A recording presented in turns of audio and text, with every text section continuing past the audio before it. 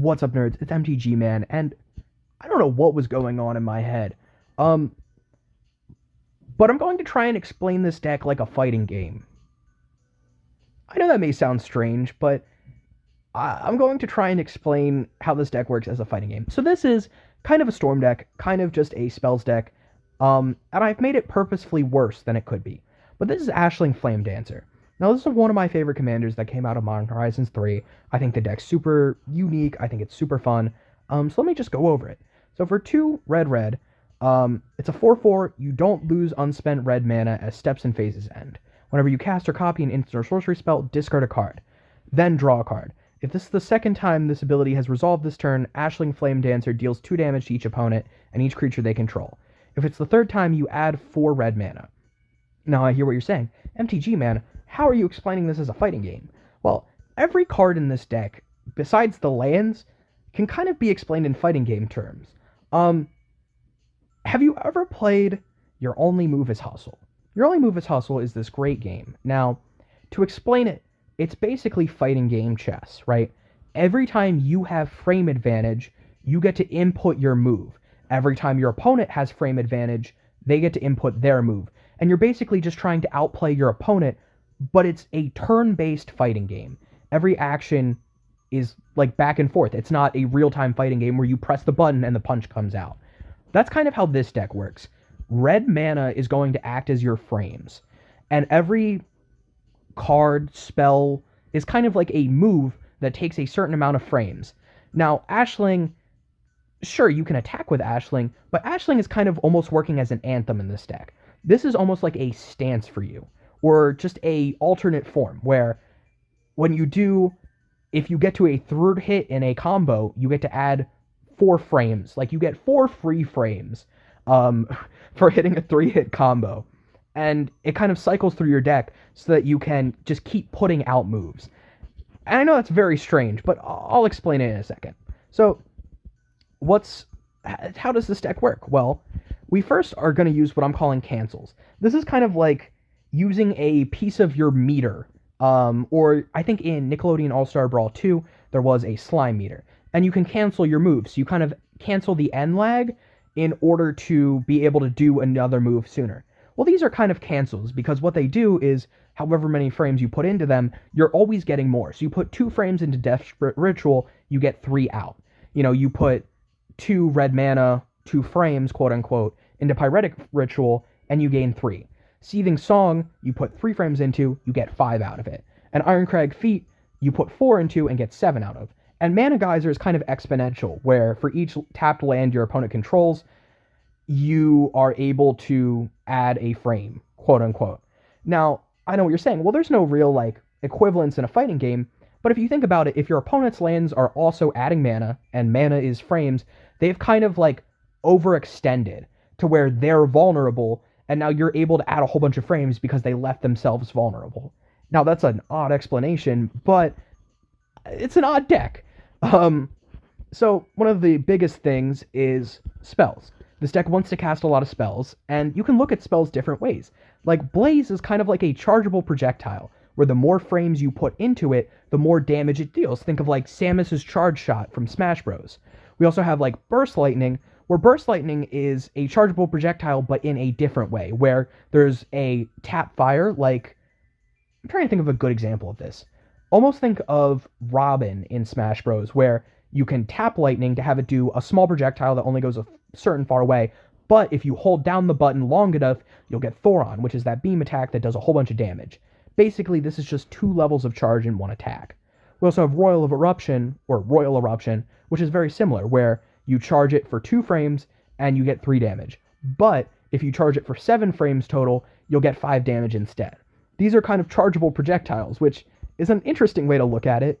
If we look at Grapeshot, it's kind of a combo-dependent finisher, where the more you've hit in your combo, the more damage it's going to end up dealing. So you basically kind of want to build up your combo. But the other interesting thing about Grapeshot is it deals 1 damage to any target, and Storm. Now, the thing about Ashling's ability is Ashling is whenever you cast or copy. So you'll be able to get, let's just say, 2 Storm triggers. Let's just say you cast Burst Lightning to start the turn. You burst lightning, you deal 2 damage. Then you cast Grapeshot. Grapeshot will copy itself once, so you'll be at 3 total. So you'll be able to get the 4 mana off of Ashling. I just think Grapeshot is kind of like an interesting finisher for the deck. It does a couple different things. Mage's Contest is kind of like a clash. Now, I can't name exactly what fighting game has these, but in a couple different fighting games out there, I think, if both players do the same move into each other, like they both forward tilt into each other, or they both high kick, they'll go into a clash. And I know in some fighting game, I can't remember which one it is, there was a quick time event during the clash where both players kind of just had to mash, and whoever mashed faster basically won the clash and was able to deal damage. Well, this is basically the same idea, where your opponent tries to do a move, except you Mage's Contest, and you clash by both putting life into it, and whoever puts the most life into it, i.e. button mashing fastest, gets what they want, whether it's you countering the spell or them getting to cast it, which I think is kind of interesting. We also have defensive options, like Red Elemental Blast, Burnout, and Bolt Bend. Bolt Bend's kind of a deflect, almost like Fox's Shine, except it doesn't deal damage. Or Burnout and Red Elemental Blast. Red Elemental Blast is kind of interesting because you can also just use it to destroy target blue permanent. So it can kind of like get rid of a blue summon, quote unquote, if we're going to call creatures or permanents summons. That's kind of hard to explain. But think of it as being a block that only blocks high. We're going to say that blue spells are a high, so this only blocks high. Now, you don't really have like a good shield option. You kind of only have the ability to either block high or deflect something, which isn't really ideal in fighting games terms, but it's still going to let the deck have some protection in Magic the Gathering terms. Now, it plays 34 mountains because this deck is mono-red, so you might as well only include mountains. Plus, we don't really care about our mana base, right? We're counting red mana is frames, so we just want red mana. Gutshot is an interesting experiment here, because you can pay 2 life instead of casting it, right? However, if you're casting it for free, by i.e. paying 2 life, it's basically hitting on frame 0, which is very strange, or you can have it hit on frame 1, either way. Now, next up are what I'm calling quote-unquote normal attacks. These are basically just spells that do damage. This is the, bread and butter of the deck. You want to cast these, and this is basically just jabbing your opponent. You do a 1-frame jab that deals 3 damage to each opponent. That's kind of how the deck works. Fiery Impulse is similar, but it's going to get stronger depending on how many spells you've cast over the game. So it's kind of just something that gets stronger with time, which is kind of hard to explain, but just imagine Lucario's aura mechanic where the more damage he takes, the stronger it gets, but instead it's just the longer he's been on the battlefield, I guess. Play with Fire, just another good burn spell. Incinerate.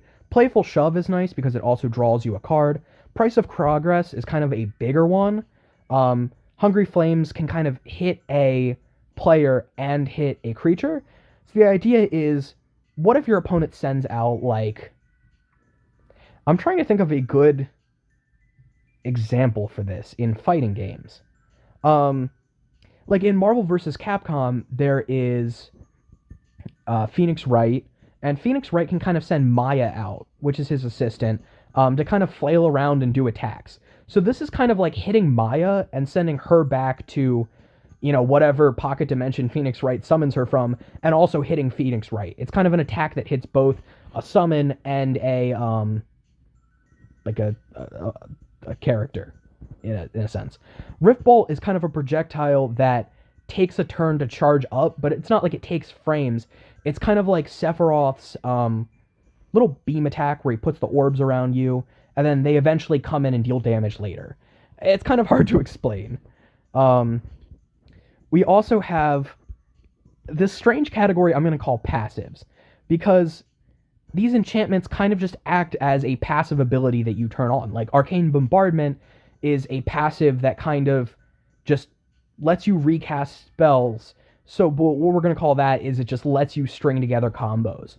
Or Mana Flare just doubles every character's, not doubles. It halves the number of frames that every character uses in the battle. Because if we're counting mana as frames, this basically doubles everybody's access to frames.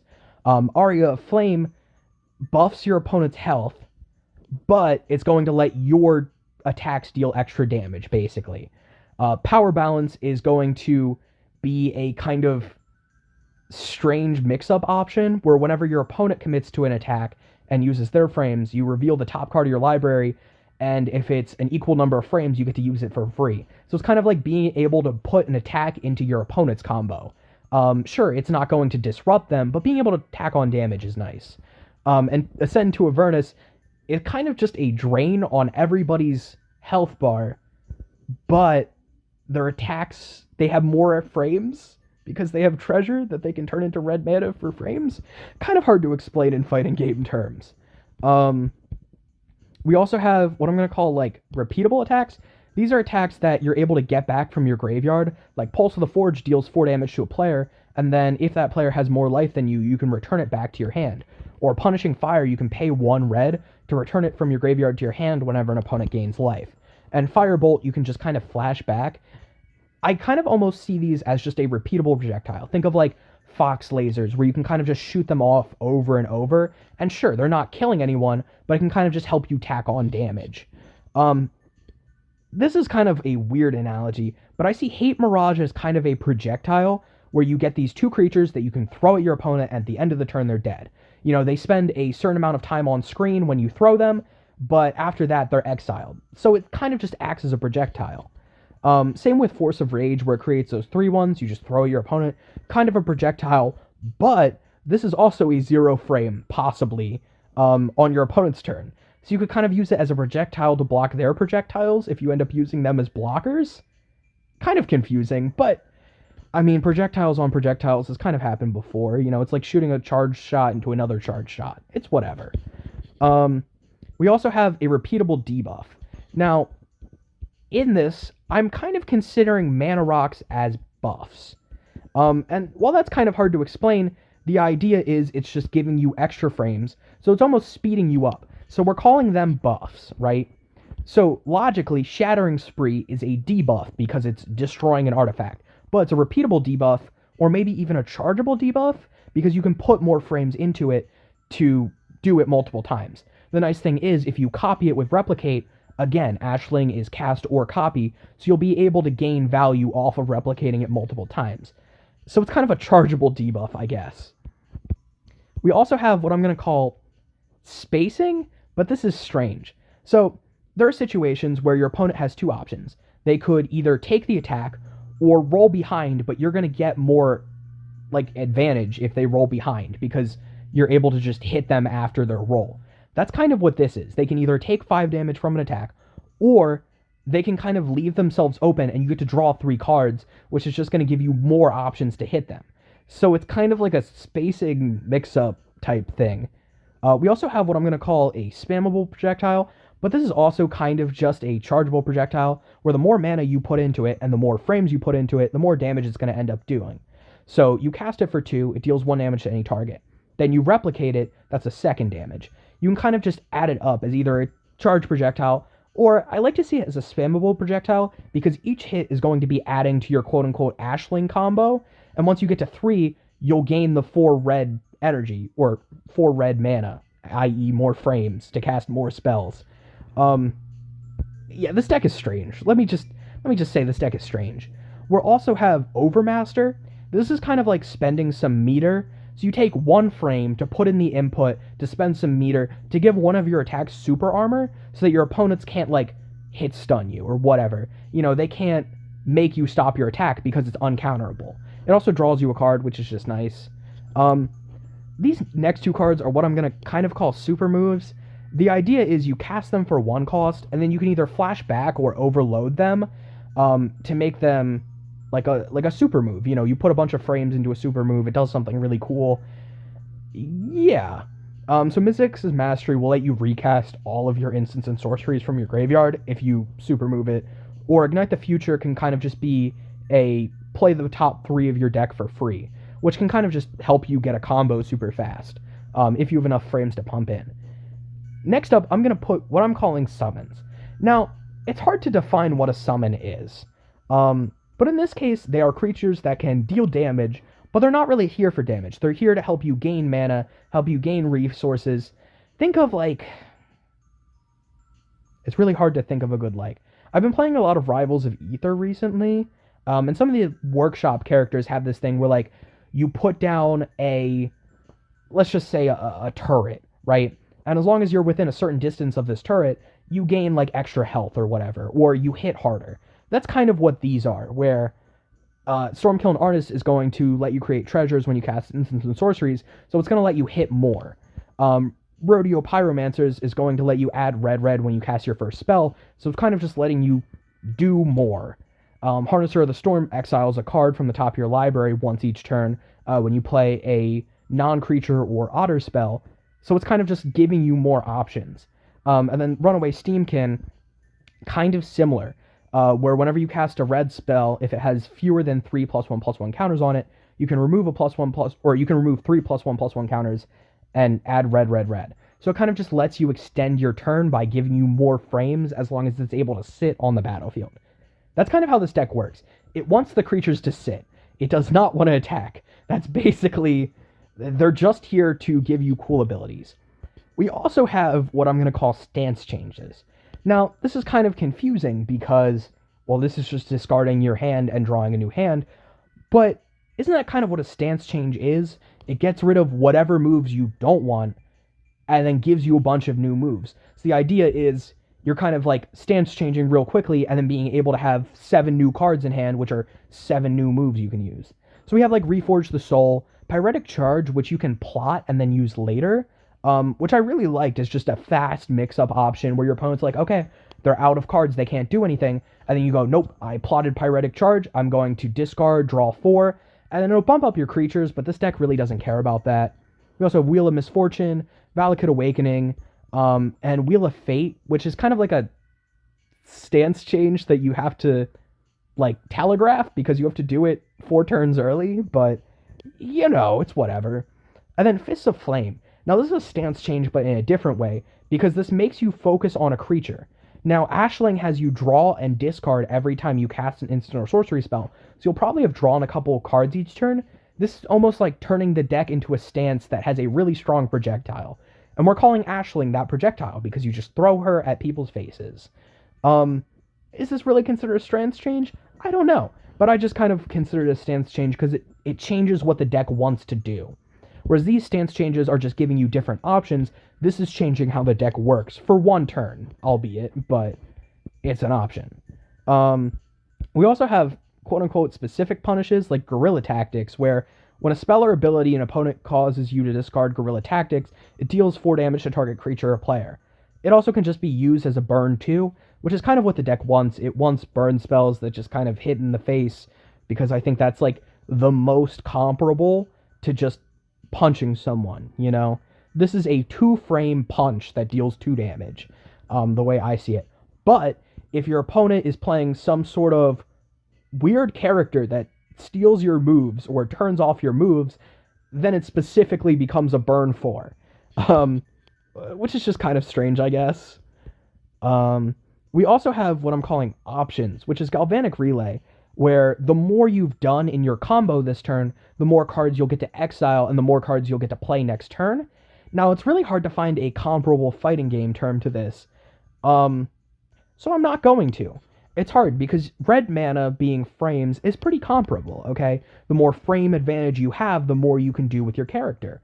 However, cards in hand are kind of a game-specific mechanic that fighting games really don't have to work at, you know? You can jab at any time in a fighting game, but you can only, you know, Guerrilla Tactics once. Then it gets sent to the graveyard, and what are you going to do about that? We also have what I'm going to call a chargeable buff, where Storm King's Thunder, you can put any number of frames into it, and then the next time you jab, you'll be jabbing, let's just say you put, you know, 4 as X, right? So now your next jab is dealing 4 times damage because it's your next damage spell or whatever. A little bit hard to explain. We also have these spells that I'm going to consider can be canceled into. Think of in Melee how Fox can jump out of Shine to be actionable. So you Shine, and then how we're considering these being canceled is Fiery Temper has Madness. So if you discard it to Ashling, because Ashling, you know, makes you discard a card every time you do a move, basically, you can almost cancel into it because it's being discarded, so you can cast it for cheaper for 1 frame. It's kind of hard to explain. And then Light Up the Stage isn't really canceled into, but you can do it for less if you're, if you've already hit a move. So it's almost like a move that can only be 1 frame if it's in the middle of a combo. It's like strange, I guess. If you wanted to start your turn with it, you'd have to use 3 frames. But if you've already hit your opponent, you can do it for 1 frame, and it'll let you follow up. So it's almost like canceling a move halfway in between a combo to give you more options. It's very strange. We also have what we call caffeine. So caffeine is just going to give you more options. In this analysis, the hand is going to be the front of your brain. If you're playing a fighting game, you're not always thinking of every single move that the character has. I mean, if you're playing at a high level, you probably are. But if you're a novice, if you're no expert, you probably don't know all of the character's moves, and or you're just not thinking of them. So the idea is, these cards are caffeine. They make your brain wake up so that you can think of more moves. This is just giving you more options every turn, and it's kind of what the deck wants. The other cool thing is Wild Wasteland makes you skip your draw step. I know what that sounds like. Well, that's bad, because you want cards in hand. But the way Ashling's ability works is it's a discard and then a draw. So if you have 0 cards in hand, you can just draw a card for free, basically, then cast that spell and do it again. It's not a may discard, it's a discard period. So even if you have nothing to discard, you're guaranteed to draw afterwards, which is super strong. Buffs are kind of hard to explain. Sitting on Fire is basically a buff that just triples your damage, which I would say is pretty solid. And then everything else is a buff that makes you go faster, in a sense. Soul Ring, Arcane Signet, Braids of Fire, Fire Diamond, it's at least 1 extra red and or just 2 colorless every turn. So it's going to let you do more moves every turn, which is basically giving you more free frames, so you're basically just moving faster. We also have what I'm going to call an auto combo. Invoke Calamity I would consider an auto combo, because Ashling wants you to get to what I'm calling a 3-hit combo here.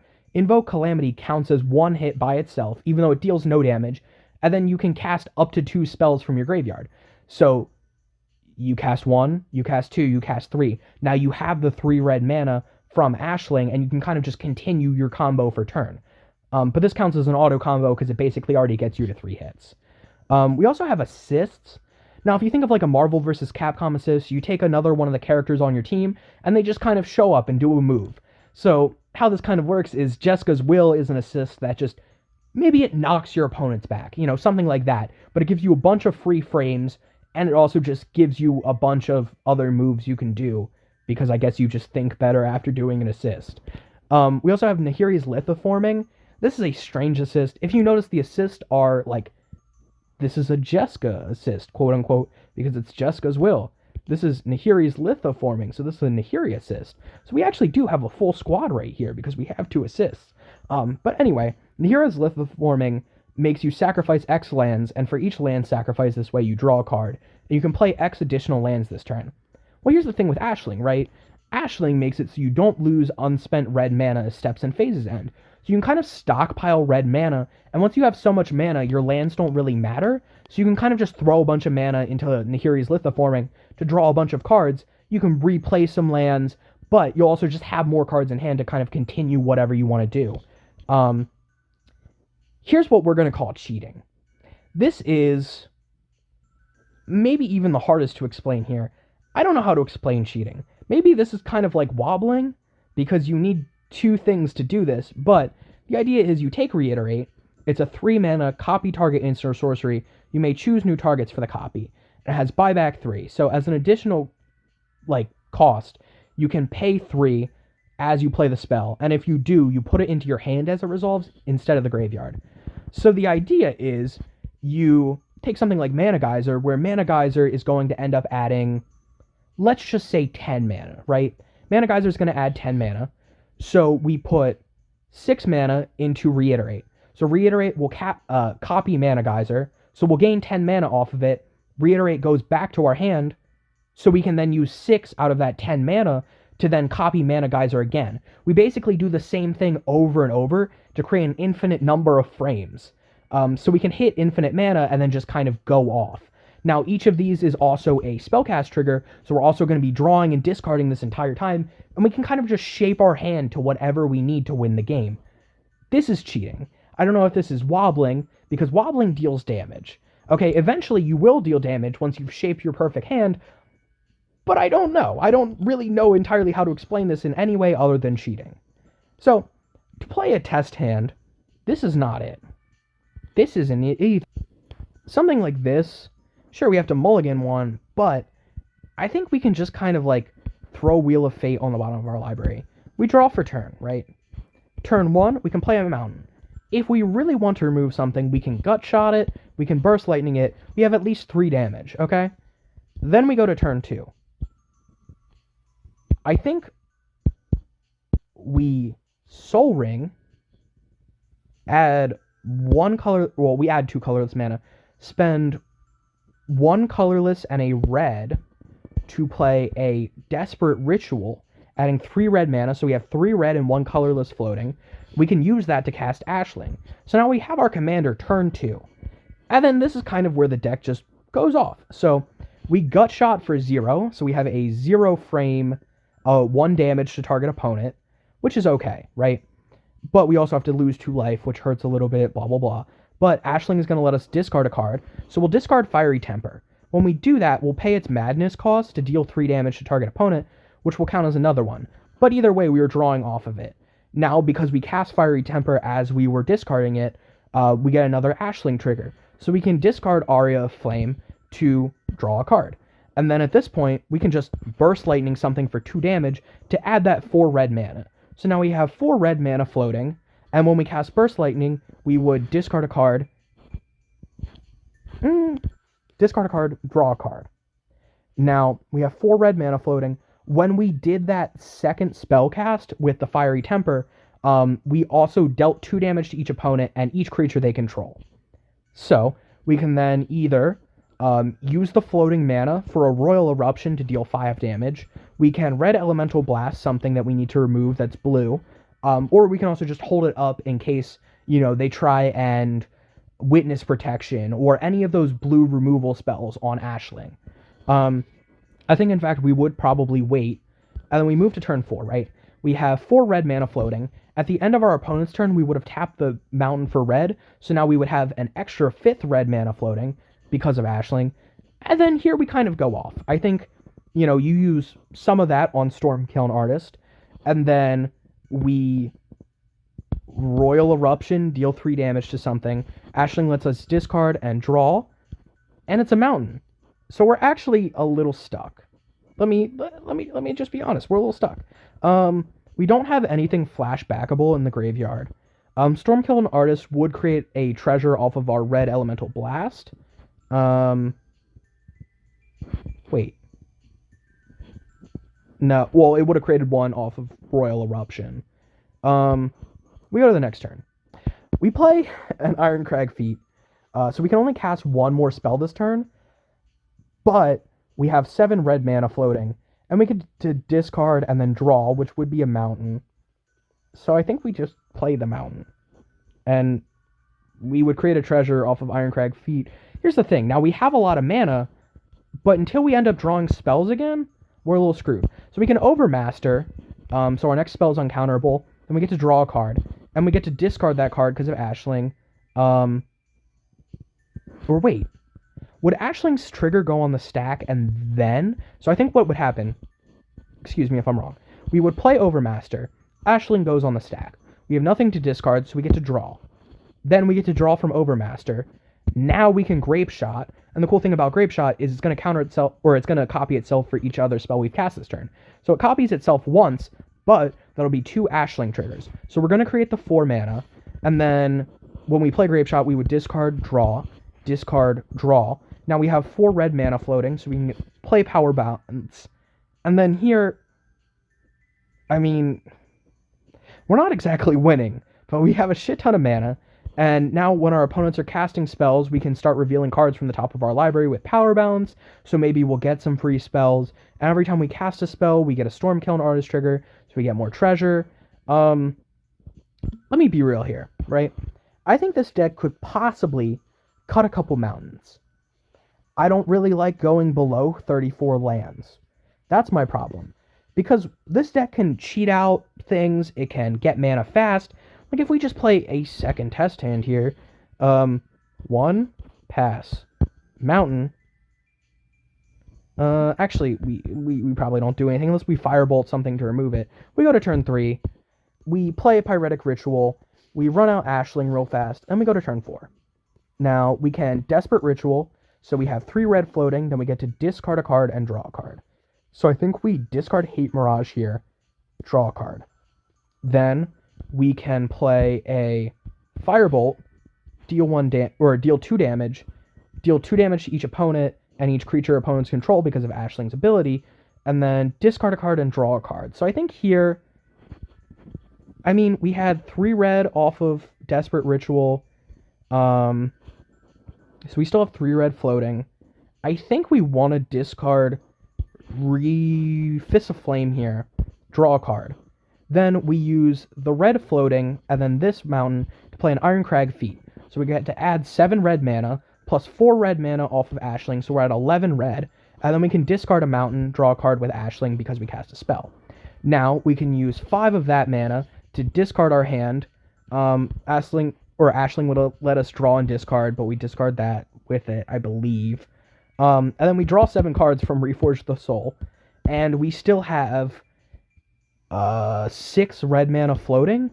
So if we wanted to, we could Braids of Fire, so we add red mana at the beginning of our upkeep.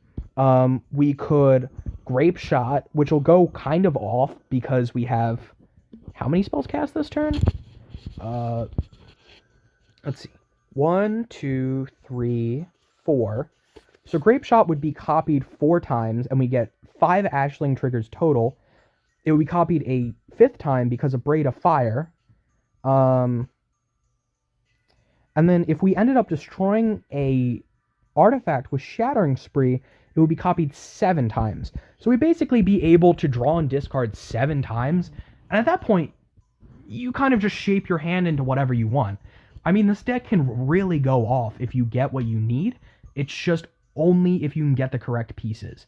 If you don't have an ability to add enough mana, if you don't have enough spells, if you notice, this deck can kind of just die if you start drawing mountains.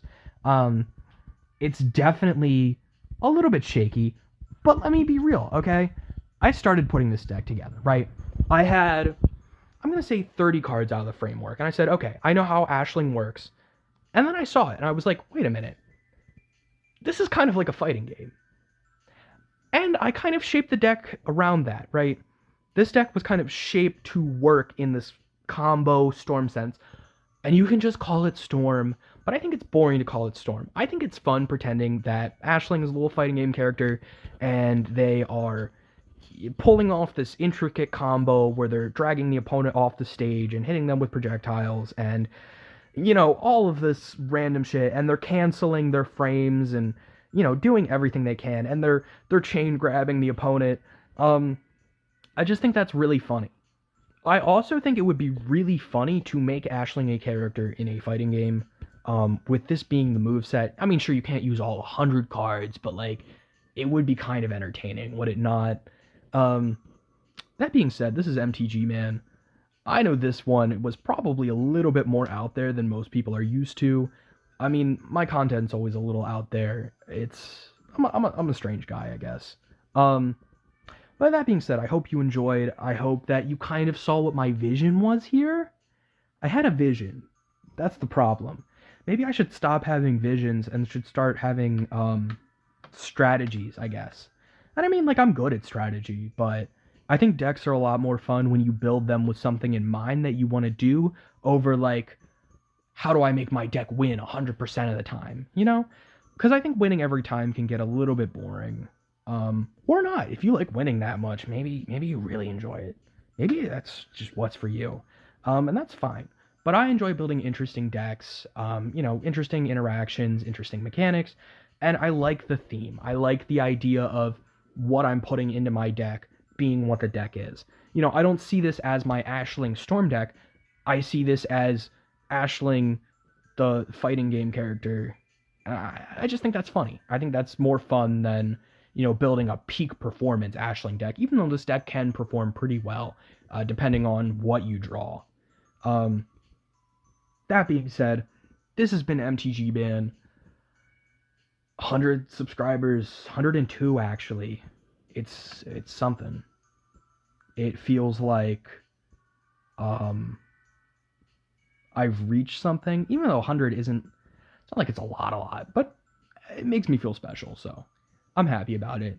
That being said, y'all have a wonderful rest of your day, even though I'm probably putting this shit up at like midnight, so we'll see. Toodles. Peace. It's been MTG Man signing off. All that bullshit. Bye-bye.